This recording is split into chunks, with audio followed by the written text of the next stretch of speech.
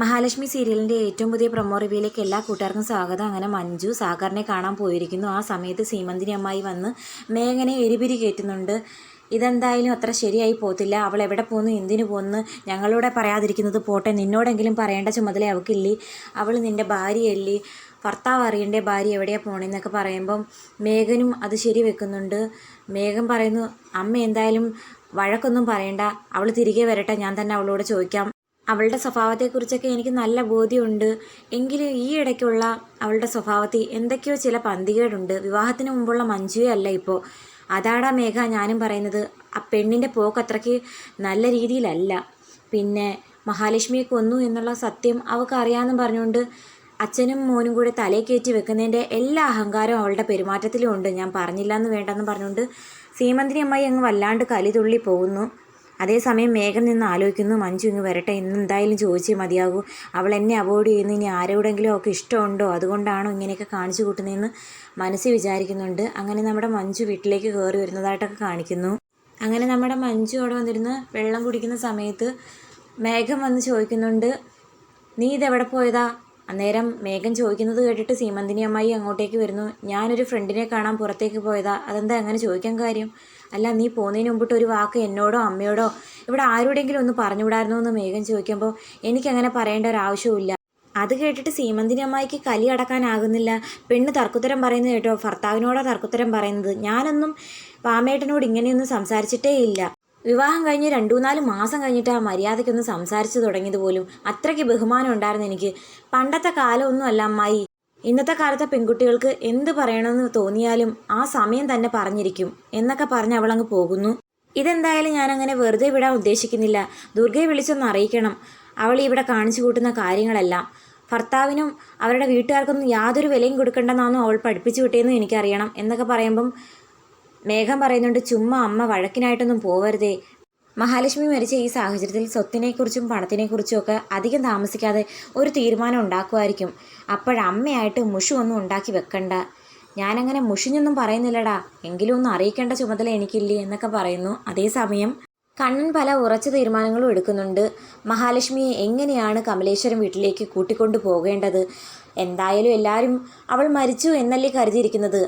അതുകൊണ്ട് തന്നെ മഹാലക്ഷ്മിയുടെ എൻട്രിക്ക് ഒരു പ്രത്യേകതയുണ്ട്. മാത്രമല്ല, മഹാലക്ഷ്മിയെ കണ്ട് ഞെട്ടൽ മാറുന്നതിന് മുമ്പ് തന്നെ എൻ്റെ സ്വത്തുക്കളുടെ 3/4 ഭാഗവും അവളുടെ പേരിലേക്ക് മാറ്റിയെന്നുള്ള വിവരം കൂടി അറിയുമ്പോഴത്തേക്കും അവർക്ക് കിട്ടാവുന്നതിൽ ഏറ്റവും വലിയ തിരിച്ചടിയായിരിക്കും. അവരുടെയൊക്കെ മുഖം വിളറി വെളുക്കുന്നത് എനിക്ക് കാണണം എന്നൊക്കെ അനന്തുവിനോട് പറയുമ്പോൾ അനന്തു പറയുന്നുണ്ട്, നിൻ്റെ തീരുമാനം വളരെ കറക്റ്റാടാ. അധികം താമസിക്കാതെ തന്നെ നമുക്കിതെല്ലാം നടത്തിയേ മതിയാകൂ. മാർക്കോയും നമുക്കൊപ്പം ഉണ്ടാകും. അത് പിന്നെ പറയേണ്ട കാര്യമുണ്ടോ? എന്തായാലും ഒരാളുടെ ജീവൻ ഇല്ലാണ്ടാക്കിയിട്ട് സ്വത്തും പണവും സ്വന്തമാക്കാമെന്ന് കരുതിയവർക്ക് ഒരു തരി പണം പോലും കൊടുക്കരുതട കണ്ണ. അതുതന്നെ എൻ്റെ തീരുമാനം. എന്നെ ഈ വീൽചെയറിലാക്കാൻ വേണ്ടിയിട്ട് എൻ്റെ രണ്ടാനമ്മ ഒരുപാട് പണിപ്പെട്ടിരുന്നു. കാരണം മരുന്നിൽ മായം ചേർത്ത് ജീവിതകാലം മുഴുവനും ഞാൻ ഈ വീൽചെയറിൽ തള്ളി നീക്കുമെന്ന് കരുതി. അവർക്കൊക്കെ കിട്ടാൻ പോകുന്ന ഏറ്റവും വലിയ തിരിച്ചടിയായിരുന്നു എന്നെ സ്നേഹിക്കുന്ന മനസ്സിലാക്കുന്ന മഹാലക്ഷ്മിയെ പോലൊരു ഭാര്യയെ എനിക്ക് കിട്ടിയത്. അതുകൊണ്ട് തന്നെ അവളുടെ ജീവൻ ഇല്ലാതാക്കിയിട്ട് വീണ്ടും എന്നെ പഴയ അവസ്ഥയിലേക്ക് എത്തിക്കാമെന്ന് കരുതി. അതിനൊക്കെ ഉള്ളൊരു തിരിച്ചടി ഞാൻ തന്നെയല്ലേ കൊടുക്കേണ്ടത്.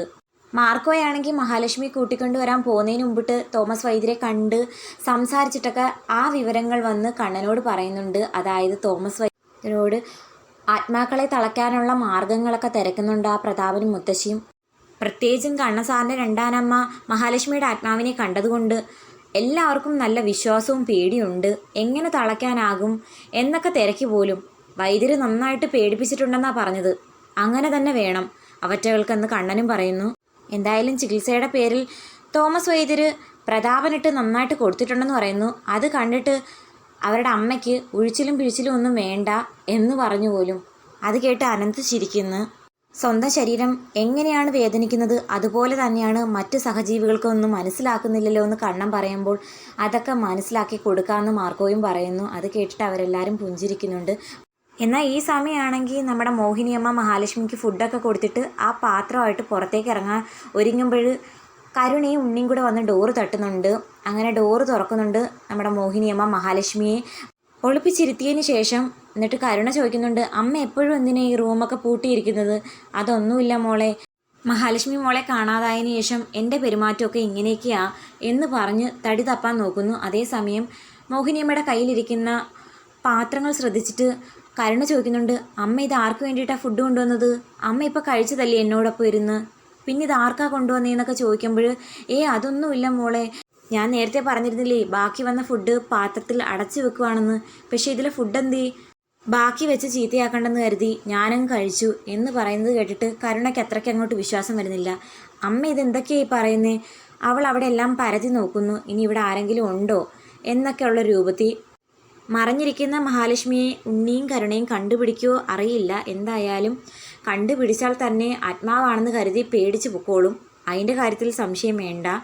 നമ്മുടെ മാർക്കോയാണെങ്കിൽ മഹാലക്ഷ്മി കൂട്ടിക്കൊണ്ട് വരാൻ വേണ്ടിയിട്ട് വരികയും ചെയ്യുന്നുണ്ട്. അപ്പോൾ കാത്തിരിക്കാം. വീഡിയോ ഇഷ്ടമായാൽ തീർച്ചയായിട്ടും ചാനലൊന്ന് സബ്സ്ക്രൈബ് ചെയ്ത് സപ്പോർട്ട് ചെയ്യാനും ഹൈപ്പ് ചെയ്യാനും മറക്കല്ലേ കൂട്ടുകാരെ.